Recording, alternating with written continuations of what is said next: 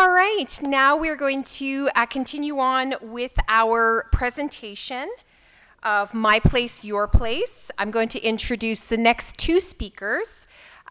Tony Delaney is from the Blood Tribe and is a Blood Tribe chief and council member. He is an advocate for restorative justice. And last but not least, Tony is a very involved member of his community, serving as MC for many events, including powwows, conferences, banquets, and community bingos. So we welcome Tony. I also want to introduce Jim Langston. The recently retired Honorable James Langston is an Alberta lawyer who resides in Lethbridge, Alberta. Judge Langston has served 50 years as a lawyer, Crown prosecutor, and finally as judge, being appointed to the Court of Queen's Bench in 1994. While his work was in many courtrooms across the province, in all his roles, he has been a staunch supporter of and advocate for Indigenous peoples in southern Alberta. He says his most satisfying time on the bench was working with Indigenous leaders to help find a better way to deal with offenders. Now, the presentation, My Place, Your Place, in the continuation of this session, the presenters will focus on how we, as an Indigenous and non-Indigenous peoples, need to rethink our action and behavior using their real-life experiences. What will be evident is that changes can be simple, painless, and often rewarding. So welcome to our presenters.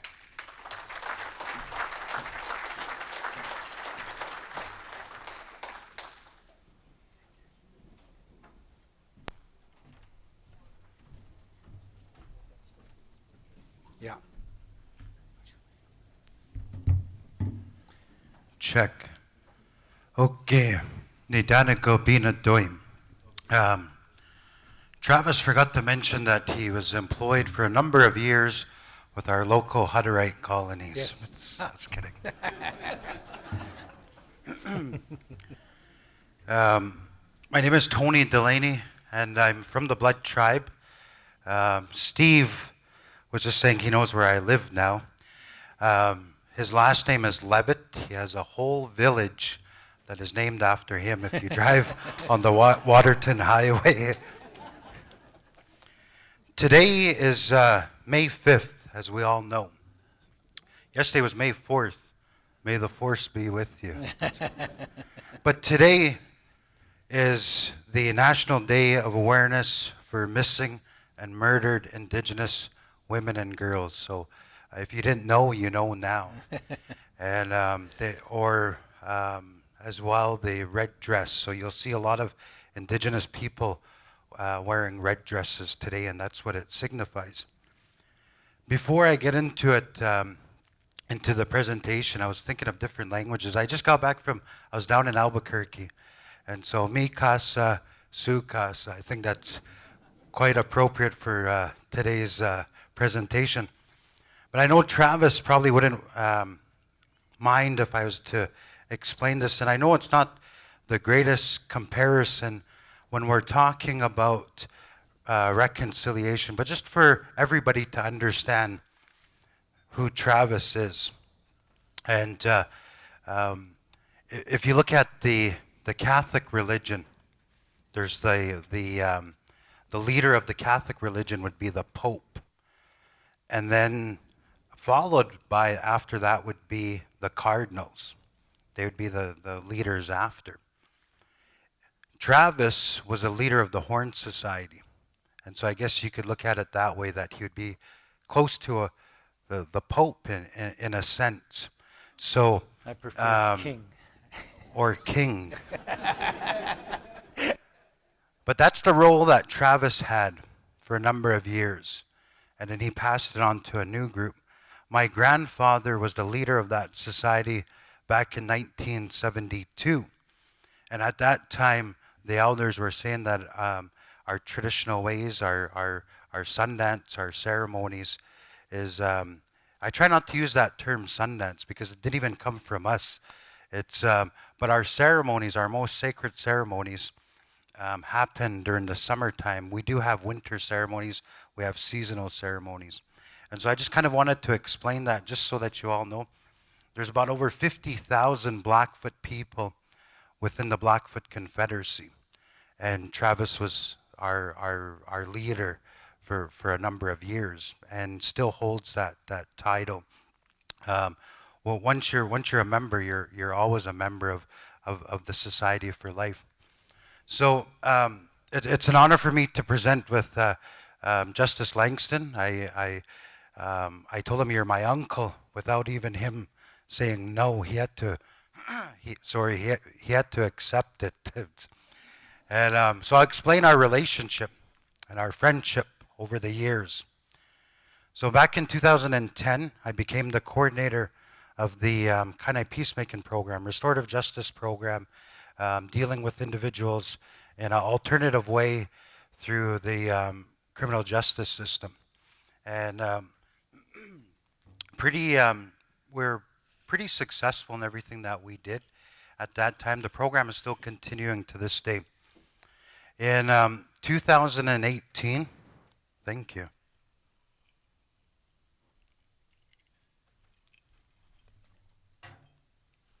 In 2018, Judge Redmond, if anybody in Alberta who knows Judge Redmond, he's the big boss now of all of the judges, the provincial side in Alberta. At the Cardston Provincial Courthouse, invited me back to the judge's chambers and asked me, he said, Tony, he said, I want to ask you a question, be completely honest with me. He said, here at the Cardston Provincial Court, do you notice any changes? And I told him, you want me to be completely honest? He said, yes. I said, okay. I said, you look at the docket. Sometimes it's 20, 30 pages. That's just for Cardston Courthouse. You look at it, and you open the first page. The second, all the ways on the criminal side, it's all my people. You go to the traffic side, you'll see last names like Levitt. None of my people. And I told him, if you look at the furniture, since 2010, same furniture. I don't know how long that furniture has been there. He said, what do you think that we could do that is different? And I sat there and I told him, why don't we start smudging? He said, why not? How come we don't do that here? I told him, I don't know, but I was trying to be the good Indian and think of something on the spot. I told him, but the next time you're here, let's set it up, because I know the staff, they'll support it because you're supporting it. So we set up a Monday when he was going to be there. That's when regular docket is. And we smudged. So for some of you that are not familiar with smudging, any ceremony that we do, when we wake up in the morning, when we go to sleep, we make a smudge. That's everything to start off. Just like today, Charlie, he prayed. If it was a ceremony, we would light a smudge, and there's sweetgrass that we put on there on a hot coal, and it burns. And that's nothing that we could ever keep, to control, to own, because eventually that smoke, it just goes up. And the sweetgrass comes from the land. And so, anyways, we did that, and we were smudging. And I thought it was pretty neat to be doing something like that, because you never hear of smudging at a courthouse or anything like that, or praying. And so some of the comments that I heard from some of our people that were attending court, they would smudge. And the way that it was explained to me is just like when you wake up in the morning, you wash up, you brush your teeth. That's how you get started. That's the same thing with us. What we do every single morning is we smudge. And of course, we wash up and whatnot. But we pray that we have a good day. And everybody that we come in contact with, that everything is going to go good. So again, some of the comments that we heard was some of the people that were smudging, that were dealing with their charges, they said, now I know I'm going to beat my charges. But it had nothing to do with that. But I learned really quick two things, what we were doing. and I could safely say this, is the first thing is we're giving people an opportunity to smudge and learn about it. It wasn't just for indigenous people, it's for anybody that wanted to smudge. An opportunity to smudge and learn about it. The second thing is we're giving people an opportunity to pray that wouldn't normally pray. And the reason why I say that is if these individuals had prayer in their lives, most likely they wouldn't be dealing with the justice system or getting in trouble with the law. So that's why I say I could safely say that. And so a lot of these individuals we weren't seeing coming back, that revolving door of getting charged and coming back. So we started doing that. Justice Langston heard about what we were doing and said, what else do you think we could do? And I told him I was invited one time to court to be a witness, and they asked if I wanted to swear on the Bible or to affirm. And I affirmed. But to me, that didn't mean anything. They were just words. And I wanted something more meaningful, not only for me, but for the people like me that were included. And I told them, why don't we introduce eagle feathers as an oath for people if they choose to, and it's treated the same as the Bible or to affirm, and as well another option would be the eagle feather. And so we set it up here in Lethbridge, and we invited the media. But just a couple days before, the staff of the courthouse said, we don't want any smudging in here because of the smoke. It's going to set off the alarms and everything. And then they asked, can we do the smudging outside? And I said, and I'm not trying to offend anybody, but I told Justice Langston, if you want us to smudge outside, why don't you go ask somebody from Beacunny or Six of God to do it? Because we won't have any part of that.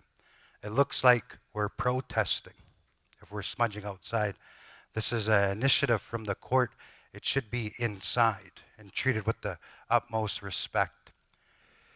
So we did it, and we had an elder. Anything that we do, we always make sure that we have an elder. And I remember one of the comments, there was an indigenous guy, he was standing there, and Justice Langston told him, why don't you go smudge? And he said, I'm a Christian, I don't smudge. And Justice Langston told him, well, I'm a Christian too, I smudge.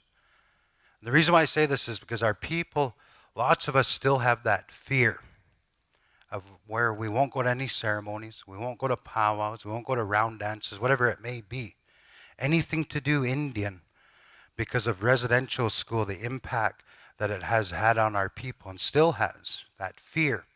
If they speak their language, if they go to ceremonies, something bad is going to happen to them.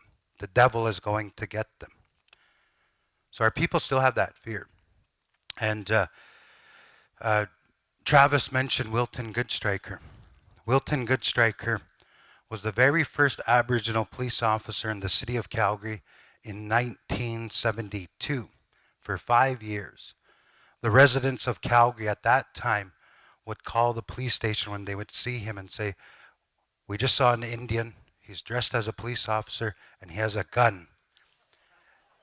And on the other line, they would say, he's a police officer. And so it took about 5 years for the residents of the city of Calgary to get used to that, seeing a native as a police officer.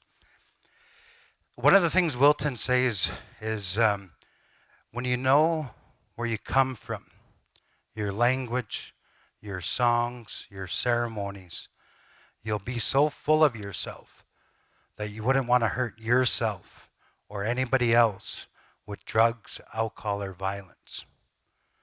And so you see some of us that are practicing our ceremonies and getting to know that. And those are things, those are very important rules to us to lead our lives. They're values, and they're universal. They're not just Blackfoot. I could talk about other people that have the same values. And so when we had that ceremony, the provincial government heard about what we did in good old Lethbridge, and they jumped and they said, we want to introduce eagle feathers into all of Alberta. So the government did what government does, and they created subcommittees. So they contacted me, and Travis made mention of the medicine wheel. So they contacted me, and all indigenous people were not the same. If anybody tells you we're all the same, they're lying. We have different practices, we have different language, we have different songs, and all that good stuff. And that's what makes us unique. Too often, people put us in the same cup and say you're all the same. You're all First Nation. You're all Aboriginal. You're all Indigenous. All of these names that are pretty, I can't keep up with them myself. At the end of the day, I'm from Moses Lake. As he knows where I live. I was telling him I'm kind of scared now. But so I told the individuals, don't just take my words of what my understanding of what the eagle feather is. There's different indigenous people all throughout Alberta. Talk to the individuals in, thank you.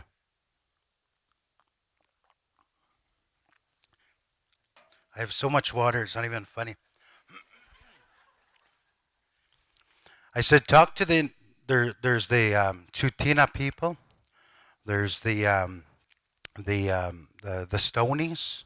There's the Crees. There's the Athabascans. There's the Métis. There's all different groups of indigenous people. You have to reach out to them and ask them what their understanding of the eagle feather is. And so that's one thing that they did. It took us a whole year to be able to do that. And one of the neat thing is, I believe there's 133 courts in all of Alberta. And they asked me, Tony, we need 133 feathers. And I said, well, you guys are the government. Reach out to Fish and Wildlife. But what we did was, there's judges that are indigenous. I was telling my son not too long ago, I said, what do you call an Indian doctor? He said, I don't know. It's like a doctor. But so we reached out to these judges and different people that work in the justice system. We asked, can you donate 4 or 5 feathers? And we're able to get enough feathers for all of the courts in Alberta. And so we're able to do that. I think it's important for everybody to know and to hear these kind of things. After we did the feather ceremony, some of the comments that I heard was from my people was finally we're included. For too long, too often, we've never been included in mainstream. Just a couple of years ago during the pandemic, we all know about Kamloops. I hope we all do. The unmarked graves. I really believe, I've been speaking to groups ever since that time, is that if Kamloops never happened, I wouldn't be standing here in front of all of you. I can honestly say that. Because with what happened, we always knew our truth. We always knew the treatment that we've got. So to go back and to tell people it's okay to speak your language. It's okay to say these things. There was a group here in Lethbridge, and I'm not going to say the organization, and I would love to, but there was a lady, non-Indigenous lady. She said, I have a question. She said, there's a lot of Indigenous people that come into our office. How do I speak to them? And it was about 2017 at the time. And I said, well, first of all, it's 2017. You don't say, how do I speak to them? We're human beings. Even watching our tone, we're not even aware of that. And so I told her, if you don't mind me asking, how old are you? And she was in her 50s. And I said, this area, Lethbridge, how long have you lived here? She said, my whole life. I said, how many languages do you speak? She said, I speak English, I speak French, and I'm starting to learn Spanish. I told her that's so awesome. I told her, but how do you say hello in Blackfoot? She said, I have no idea. And this is our territory. It's not our traditional territory because we're still here. And I told her, the next time an indigenous person comes into your office, say okay. And she said, what does that mean? I said, it's a greeting, basically saying hello. I met her like 6 months later, and she said, Tony, listen to this. She said, okay, ni stu, ni daneko. And she said her name. In Blackfoot, what she said was, hello, my name is. And she introduced herself. I said, how did you learn that? And she said, when people started coming in, I would tell them, okay. And they started teaching me new words. And eventually I was able to introduce myself. And she was like, I could say numbers. I could say few colors, different things, animals. And she was really learning. So I shared this with the Lethbridge City Police after the trooper incident. I was kidding. If you don't know about it, well, you got to get caught up with current events. So I shared this, and there was a police officer. About a year later, I met up with him, and he said, Tony, he said, I remember you talking about saying okay, something so simple. He said, I went down to Galt Gardens downtown. He said, there's a group of native people. He said, every time I approach them, they just tell me off. Get out of here. They start swearing at him and everything. And he said, I'm trying what Tony said. So he said he walked up to them and he said, okay. And their reaction changed. And they started talking to him like a friend. And so that's all it is that our people, we're friends, we're relatives. Whether however we see it or not, we're all treaty people. If you reside here in Canada, you're a treaty person. And so these kind of little messages, they don't cost any money. They don't cost anything, but it's just a matter of treating people like human beings. And so I was, over the years, like Jim Bennett. Jim Bennett loves when I mention his name, so tell him I mention his name. He's from Raymond, and he's a police officer and very involved in our community. He's from the LDS community, Latter-day Saints, and he's slept at our circle camp. Again, I'm trying to stay away from that other word. He's attended ceremonies, our powwows, and all these kind of things. And he's really has been involved, and that's all it takes. And now his family, the stereotypes, the misconceptions that they've had towards our people have changed. About a year and a half ago, I met with the leaders within the LDS community. President Stewart and other individuals. And I told President Stewart, I said, I'm not saying this for me. I'm not trying to get fed. But when you have barbecues at home, how many of them are indigenous? How many indigenous people do you invite to your barbecue? Probably none. Come to my barbecue. You're going to see like Jim Bennett.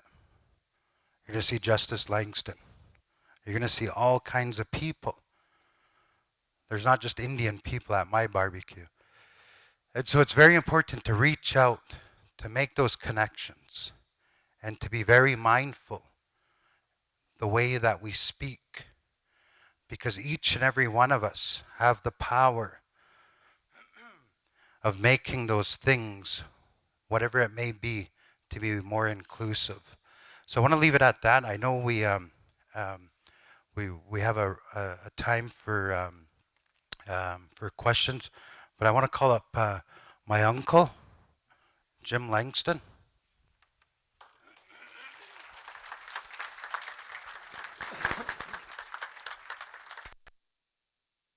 Hold on.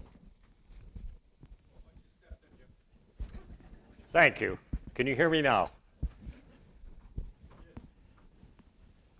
Tony, is this your phone? I'm sure there's all kinds of hockey scores on it.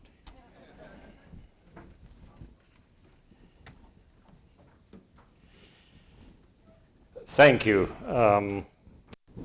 If I'm speaking loudly, it's because I'm a retired judge and I'm used to yelling at people. Charlie, who gave the opening prayer, sends his apologies. He's off to Medicine Hat because they're doing an event in commemoration of the murdered indigenous women and children. I'd like to say something about land acknowledgements, if I can. I'm not sure what it is we're trying to accomplish when we say things like we are on the Blackfoot territory. I was at a conference and an old woman from the Blood Reserve was sitting beside me, and somebody embarked on this acknowledgement, and she turned to me and she said, "Does that mean you're going to give the land back to us?"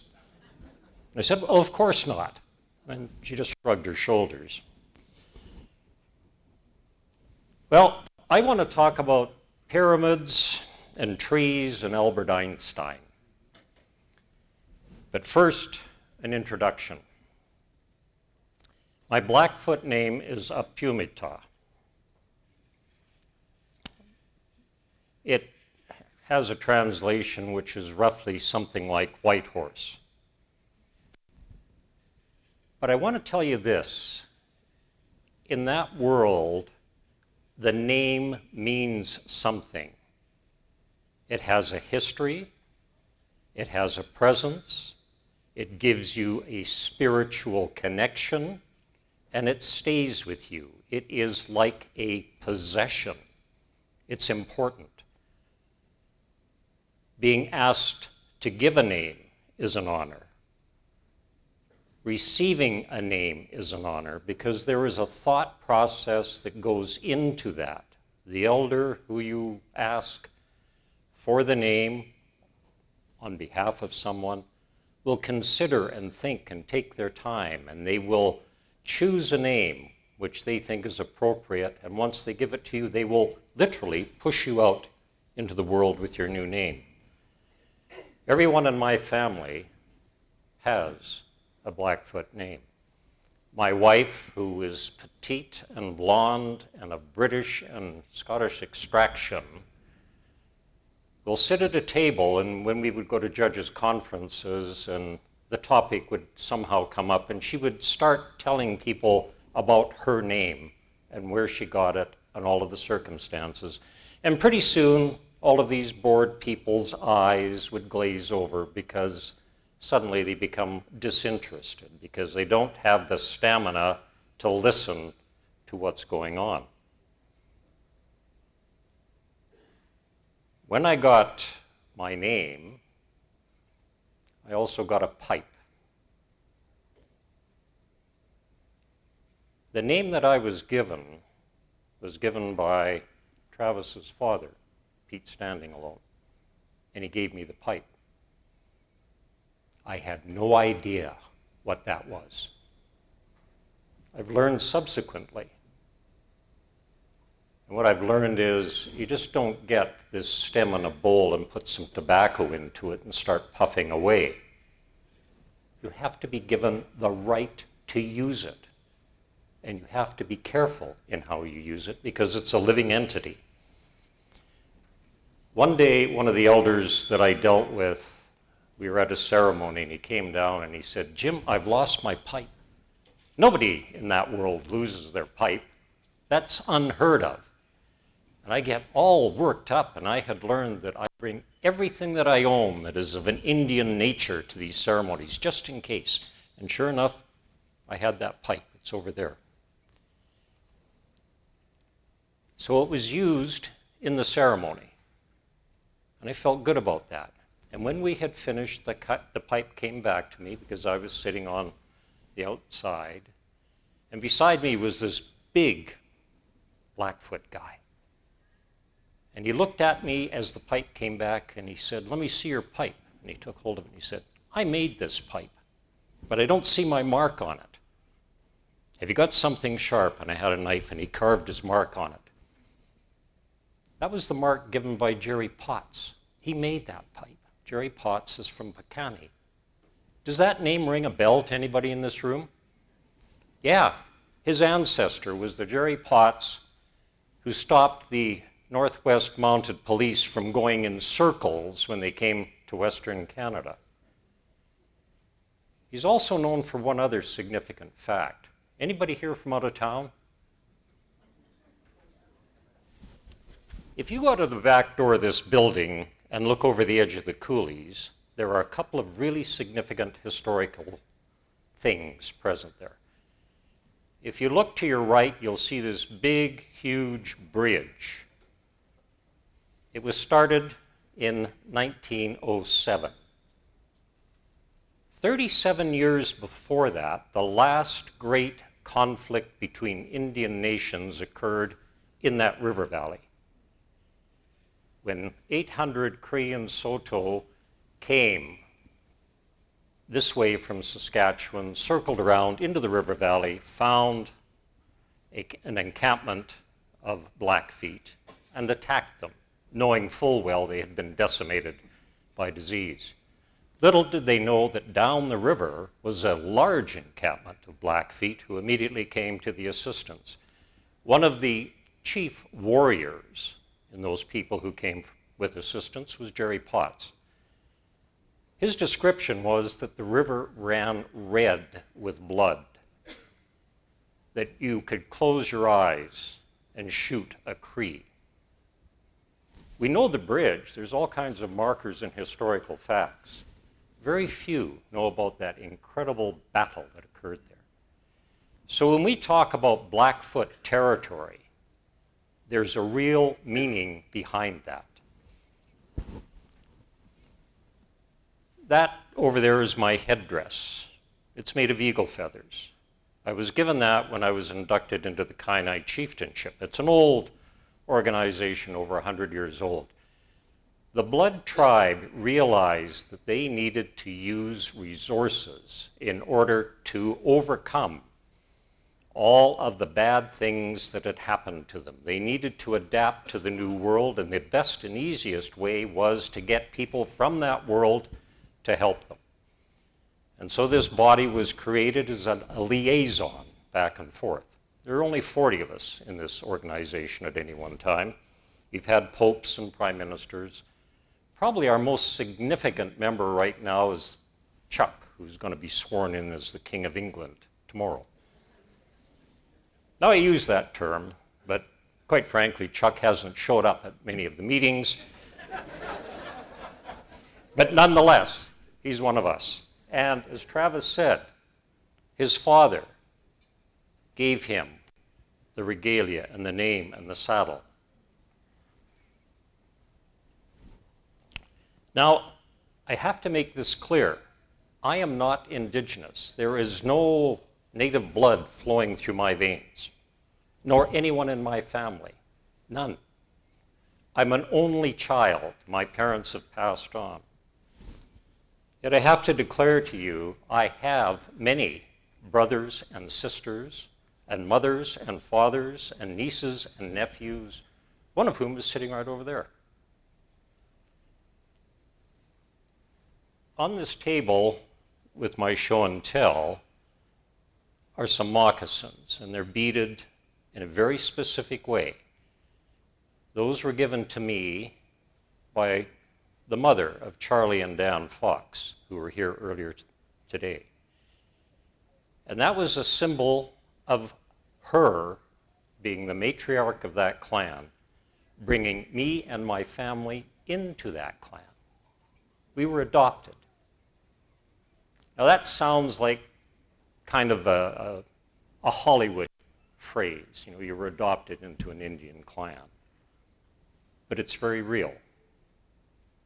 I, as a judge, have signed hundreds of adoption orders. That act on the part of that old woman was as real and as any adoption order I ever signed. And the truth of that is that whenever there is something going on or someone has some troubles, we make a connection. We talk with each other. And I'll take that a step farther. When I refer to Tony or Charlie or Dan, it will be in the context that they are my brother, my father, and my son, because that's the nature of the relationship. I have a feather over here, a single feather, which was given to me by a Pecani elder when I became a judge. Now you got to appreciate when you have this great big huge formal ceremony and all of the heads swell because you're suddenly a judge. Having sort of this big Indian guy standing up in the middle of the crowd wanting to say something isn't sort of usually on the agenda. I knew who it was, and so there was no issue. So he got up and he talked about the feather, and he talked about the significance, how it's a connection between us and what's up there. He gave me the feather. It stayed in my office, but it also came into the courtroom with me, and not when I was just dealing with indigenous people. There was a sense of comfort and connection, and what was most significant, it was a reminder that I, as a judge, was also being judged by everybody in that courtroom and everybody in that society. Something very unique in terms of an Aboriginal perspective. This is the point where I would usually say to people, if you're a linear thinker, you better put your head down because you may not enjoy the rest of the conversation.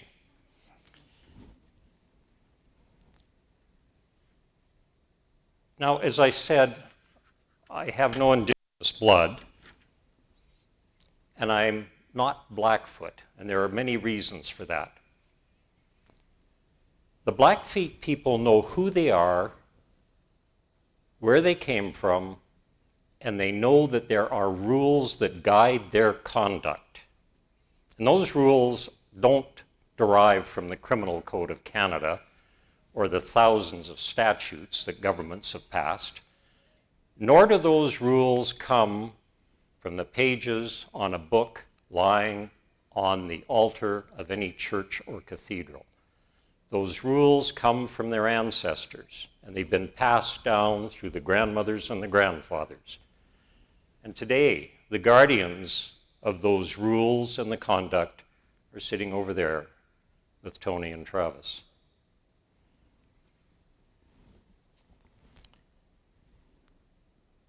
I don't understand their language. I speak a few words. You'll listen to the two of them talk, and they'll break into a discussion in the midst of something like this. They're not being discourteous. What's happening is they are trying to dummy things down enough for us to understand their concepts, because their concepts are really, really engaging and universal. For example, a Blackfoot elder was at a conference where a friend of mine was watching he engaging with an Algonquin elder. And the question one asked of the other is, do you have a word in your language for that space between the stars at night? And they each did. They didn't need Albert Einstein or Carl Sagan to tell them about that. They knew about that because of their culture and their connection with the cosmos. The Blackfeet knew the importance of the sun and the moon, and whether you attribute a worshiping to it or not. They understand and understood, without the sun, the earth would die. Without the moon, it would spin uncontrollably.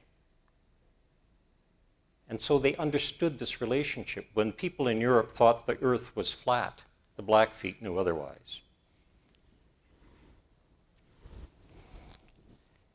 We have heard about the story of how people got to North America. And the current line of reasoning is that they migrated across this land bridge. When I spoke to some of the old people about that, their response was, no, that's not true. We've always been here. Well, how can that be true? You have no scientific evidence. Where are the books? You're, of course, only with an oral tradition. Well, We know, as Travis said, people were hunting bison at Fort Macleod 9,000 years ago. They were also hunting camels 13,700 years ago near Cardston. And we know that because archaeologists have been out there doing a dig. And that particular time frame is significant because it was before there would have been a corridor to allow people to come this way. So maybe these old people with their oral history have a really good encyclopedic understanding of who they are. I've got here a picture. I traveled to Spain to get this picture.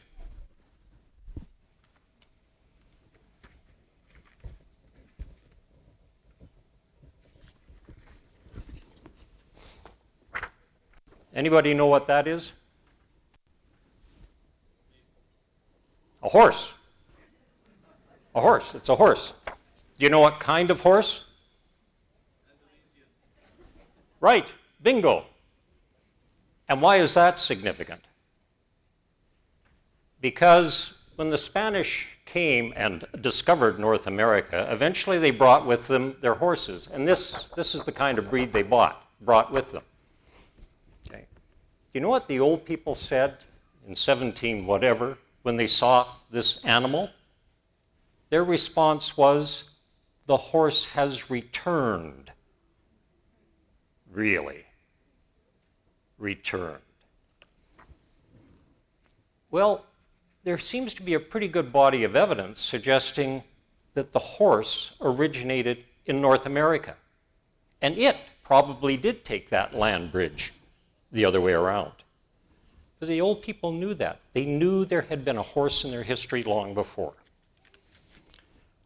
Another reason that I'm not Blackfoot is I'm not caring enough. When these people enter into a ceremony, it is a costly exercise, emotionally, financially, and in all other ways. And yet they give freely of their time and their resources to carry on the culture. Tony talked about the feather ceremony we had in the courthouse. I was in my gown. Derek Redmond was in his gown. We were all standing there very officious.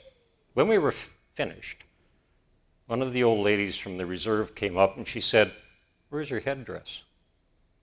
And I said, "Well, I didn't know whether I should kind of wear it. It's kind of big." She said, "Well, what do you think we gave it to you for?" She was right.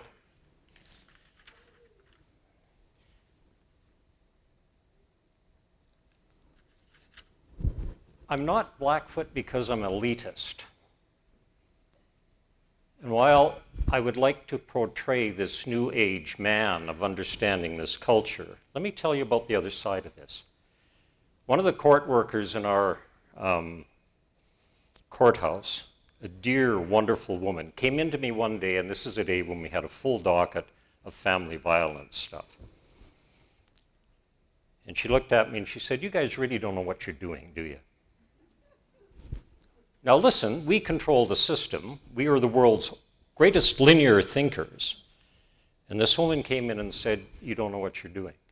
And what she was talking about was that all of our concentration was getting a conviction against this guy in an environment where the victim would frequently not want him to go away, even though he had been abusive, because she didn't have any other resources in the community. Long story short, out of that simple conversation, we started a New Age program where we got everybody into counseling and then judged whether or not we could do something with the court system to reinforce the protection of these women and change the attitude of men. Tony's program with the Peacemaker was exactly that idea. So you can revolutionize a system. Albert Einstein, what was his genius? It wasn't E equals mc squared. It wasn't the solutions he found. It was the question. And the question is, what can we do better? And perhaps, what can we draw from this culture? Okay? I'm not resilient enough to be a Blackfoot. I have in the bag over here an Inniscum. It's a buffalo stone, and there's a whole history in the Blackfoot Nation about what that is. Long story short, it deals with getting the animals to come back. Dan Fox, who is sitting here, is raising bison on the reserve.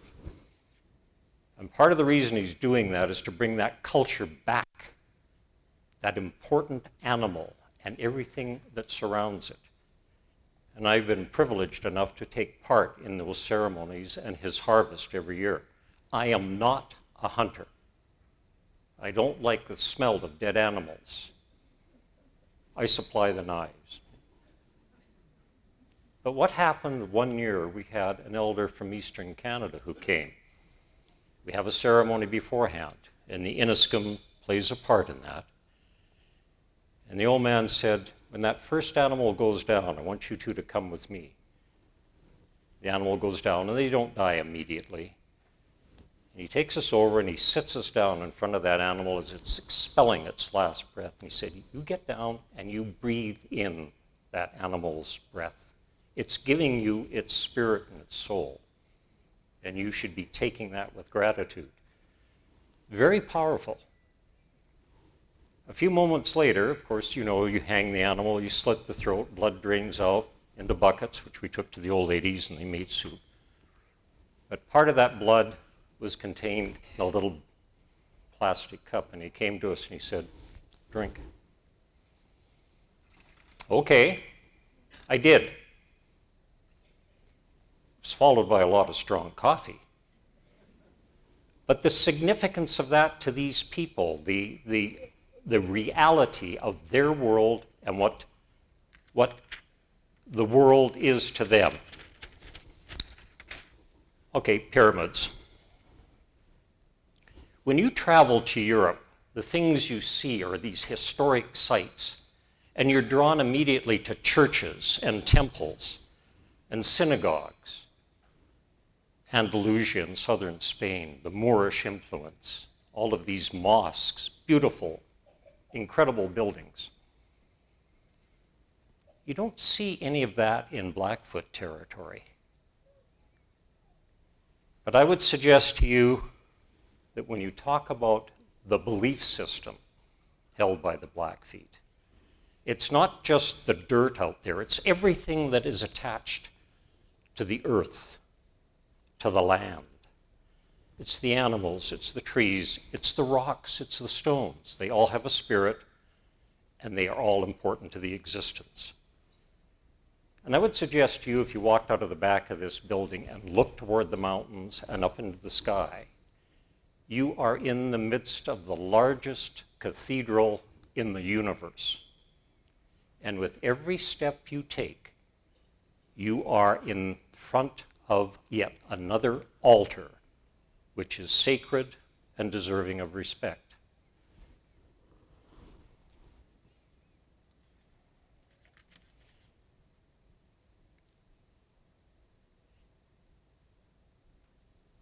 Trees.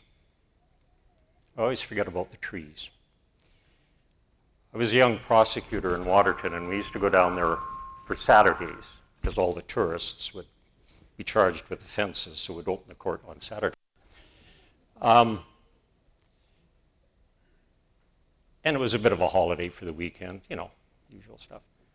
Anyway, one day there was a Blackfoot elder.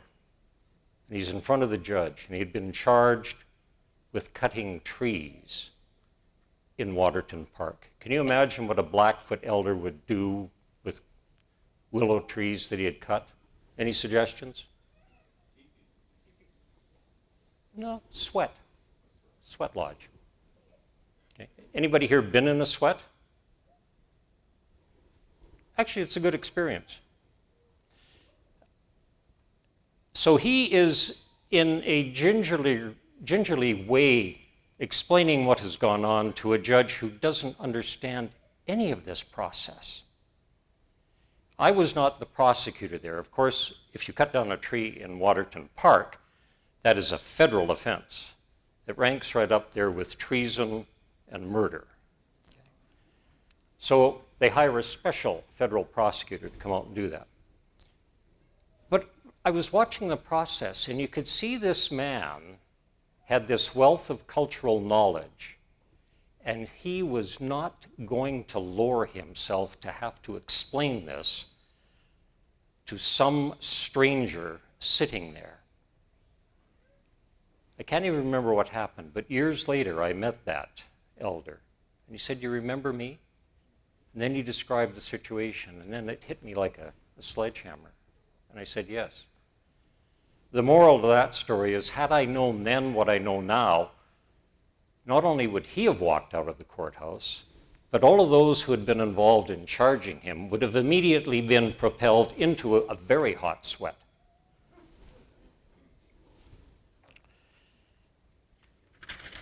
I've taken too much of your time. I'll leave you with this message. It's not important that we believe as they do. That's not the important thing. What is important is for us to understand that there is a belief system. There is a spirituality. There is a culture. It is alive and vibrant. And I'll tell you this story about the New Age man, the same woman who came in and was the foundation for the creation of this family violence program. In frustration, sat down and said, I don't know what to do. My kids want me to go back to school. Now, me being the arrogant white guy, I immediately blurted out, "Oh, you're going back to the college for upgrading?" "No." "What are you going to do?" "Going back to university." "Oh. And for what?" She said, "Oh, my master's degree." By this time, I'm feeling for the spot under my desk where I can crawl. And I said, "And what would you do with your master's degree? What would you take?" She said, "Oh, English literature." I thought, what a jerk I had been. This was a wonderful, highly intelligent woman, and I had so misjudged her. She kind of laughed. About a month later, she invited Kate and I up to a book signing at the Glenbow Museum. One of her pieces had been published in this anthology. So be careful, be understanding. I was in Medicine Hat yesterday at the college. They've dedicated a new building. It's a sacred place. It's part of their learning institution. There's no books on the wall. When people like Travis and Tony and Charlie and Dan are in there, there is a library available to people who have to do only one thing, and that is ask. Just ask. Thank you.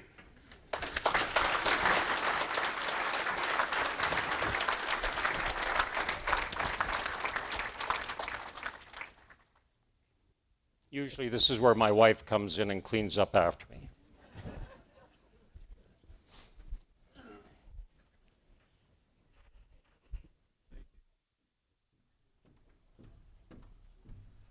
Thank you so much. That was a wonderful message. If I could have all three of you now join me on this stage for our panel discussion.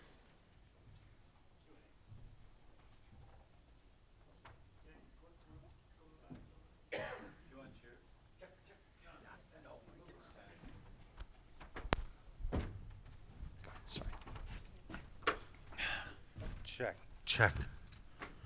Check. All right, don't all ask questions at once.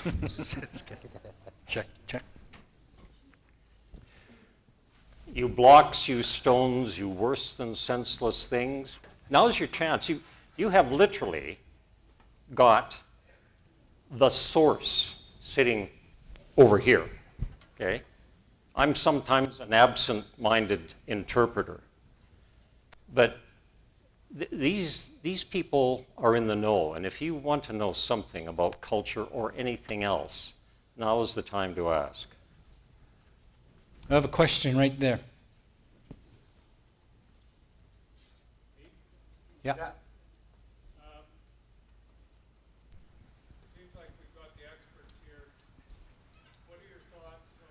Just a sec, I'll bring you the mic.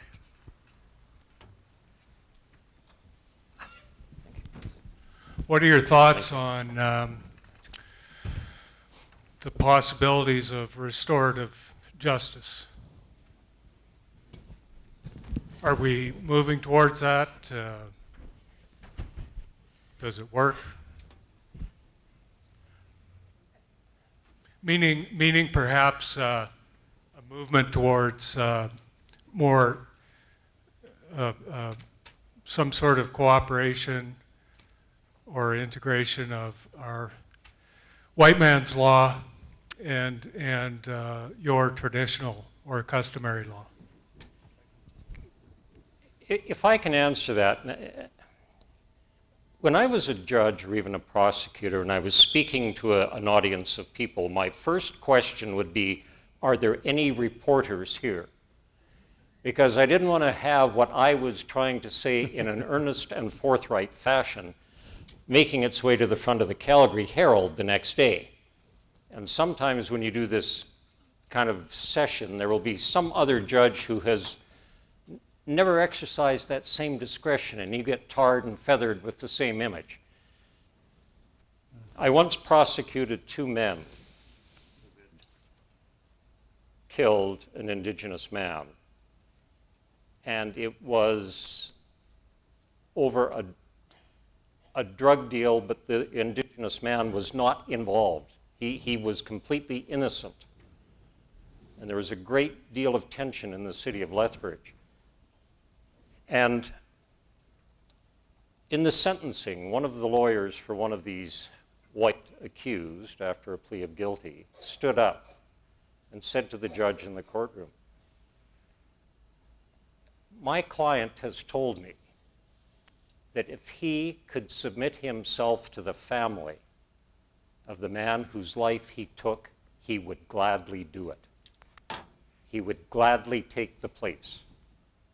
I don't think that was an affectation. I think it was a genuine thought. That historically did happen sometimes in this world. But we talk about restorative justice because we've got libraries full of books on it. And Travis made reference to this earlier. We don't need any more of this. What we need is a step tomorrow, something tomorrow. Tony, in terms of what he does by way of restorative justice and did through his program, is revolutionary. And there is no reason why it couldn't be more mainstream in our system. 3% of the American adult population is either in jail, on probation, or on parole. Our lineal thinking in the justice system is crime and punishment.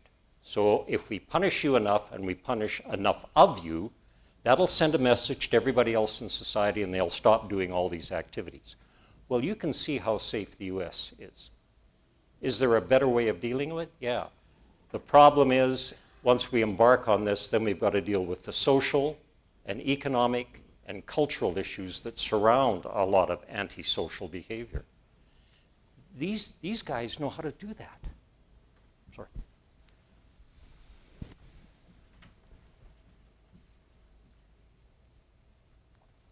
We'll go over here and then over here. Tony, this is directed at you. In 2003, 2004, I was hired by the Southern Alberta Institute of Technology to teach carpentry to some of your men. Some of them did very well. I worked with them for over a year. I had to quit eventually after they'd only hired me for 5 weeks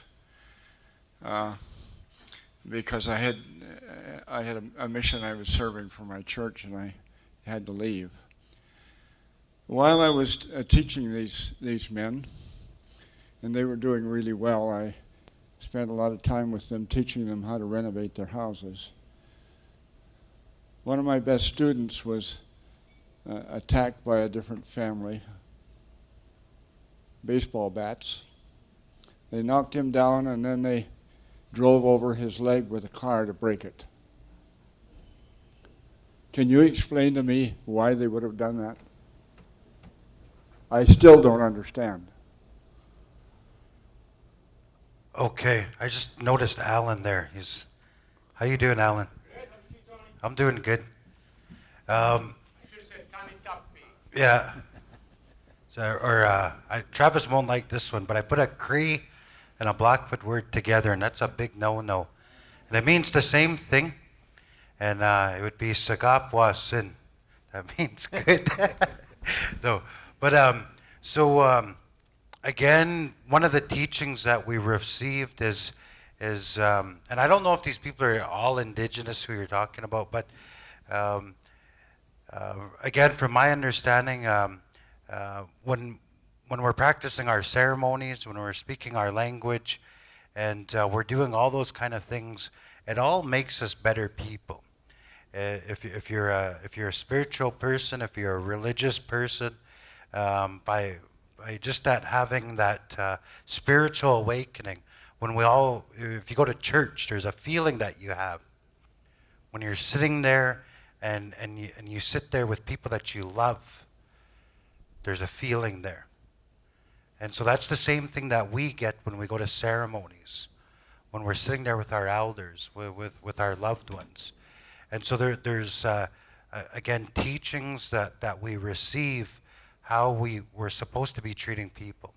So a lot of these, again, I don't know if they're from the Blood Tribe or wherever, and so it was in standoff. So again, as I said earlier, there is a lot of our people that are afraid to go to ceremonies because of the influence from residential school, from the priests and the nuns.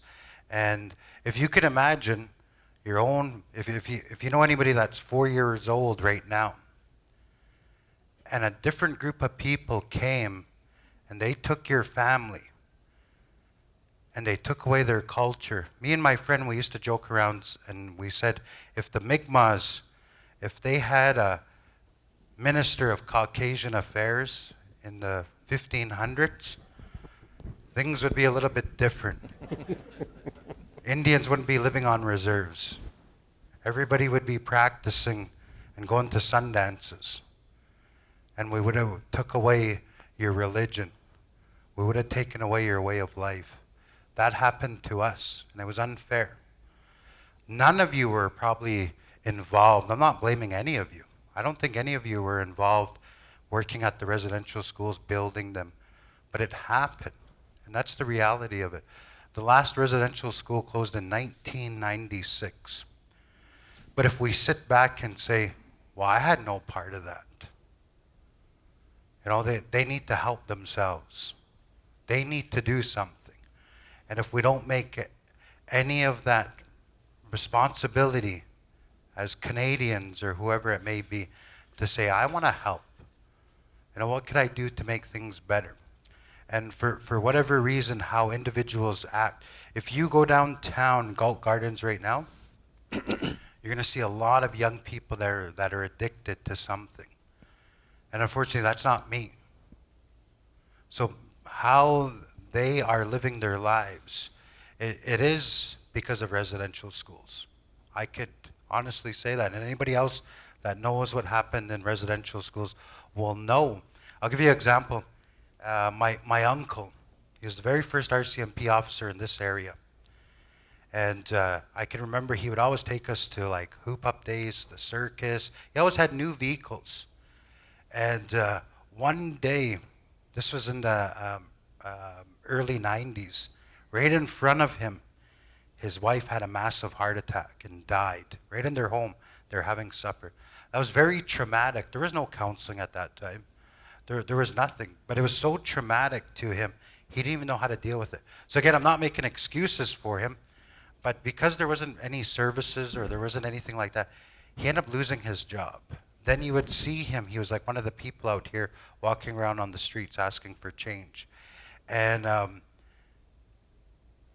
part of it was he didn't have those going to ceremonies and stuff like that. He knew the language, but he wasn't going to ceremonies. He wasn't praying. He wasn't doing any of those things.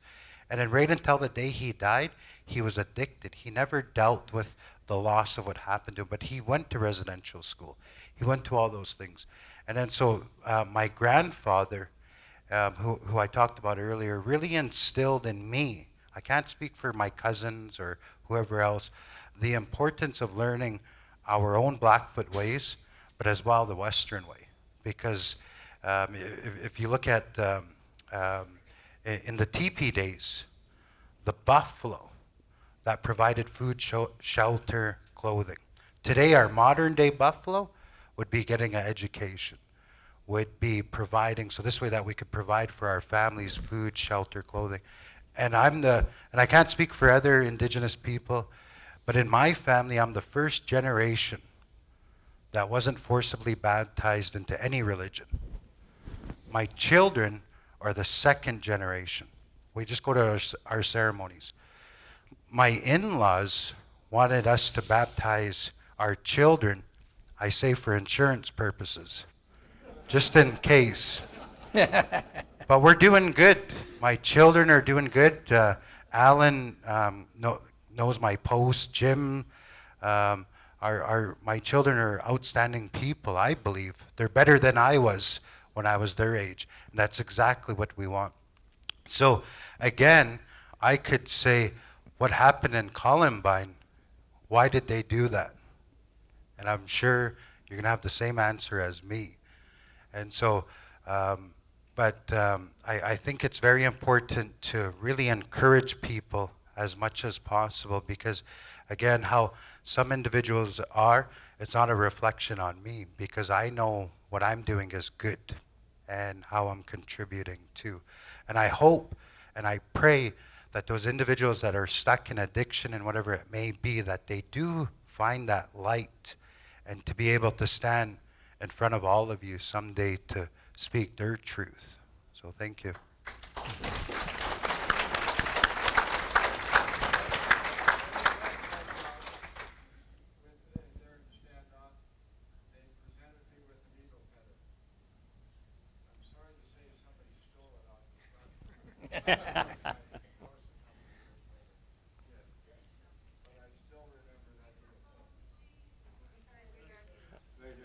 He was saying that somebody stole his eagle feathers, so I'm sure someday you'll be able to get another one.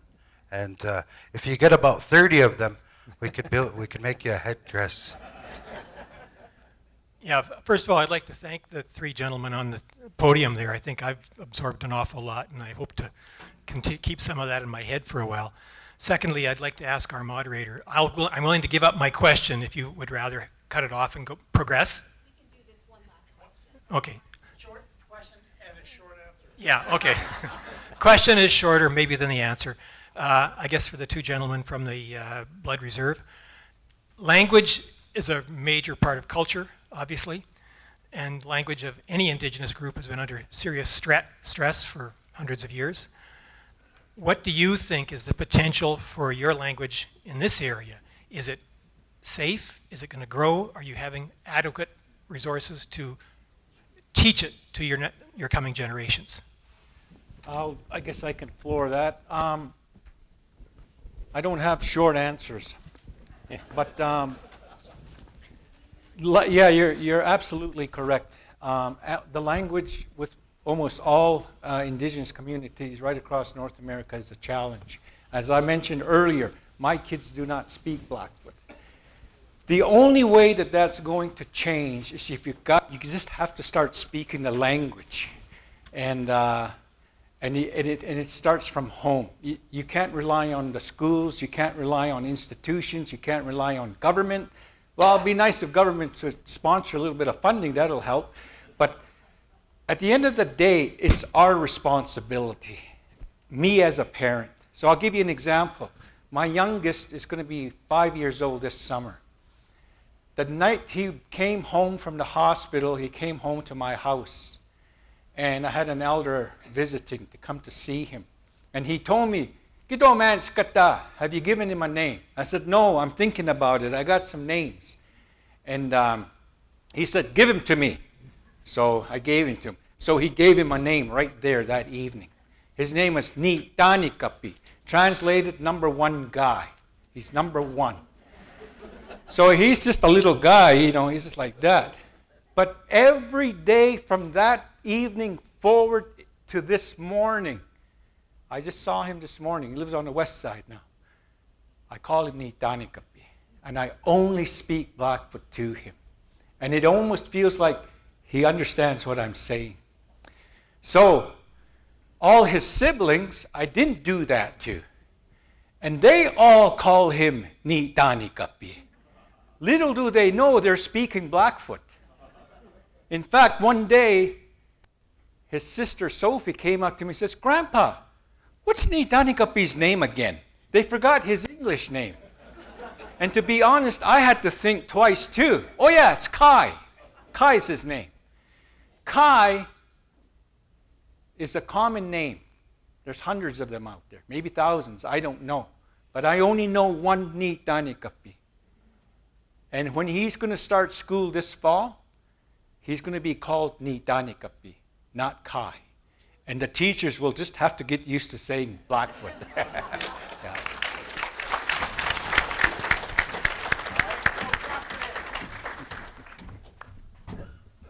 Thank you so much. That was a very educational and inspiring group discussion. I only wish we had more time. The questions were wonderful and engaging. Thank you so much.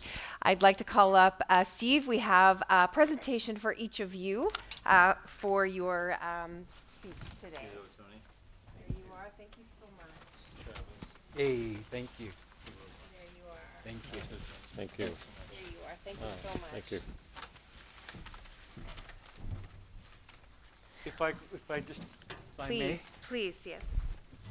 I know you wanted me to explain the tobacco. So in our culture, whenever we call upon our grandfathers and our grandmothers for advice or for direction or it has anything to do with ceremony, we don't just go ask, and we especially don't phone them. We go right to their house and we ask, and we always bring gifts. And you had mentioned it so nicely in English that we give everything. We don't hold back. We give them what the most prized possessions we have, depending on what we're asking. If you're asking for his daughter, well, that's 100 head of horses right there. But that's the significance of the gift. It's your way. This tobacco and this gift is from the organizers and ultimately from you for having us here this evening. So I just wanted to explain that. And one thing that I always advise organizations is my father had tons of blankets. He ran out of closet space. And he had tons of tobacco pouches. He never smoked. And he said, "Travis, could you tell those people to quit giving me pouch tobacco? I'm never going to use them. Tell them to give me a pack of cigarettes. At least that way, if somebody needs a cigarette and they don't have one, I can give them a cigarette." And a lot of the folks, unfortunately, that you see downtown, a lot of them like to smoke. So I carry the tobacco. Whenever I see somebody, I give them the pack or I give them a cigarette. So that's what the significance of the tobacco is and the gift. So thank you.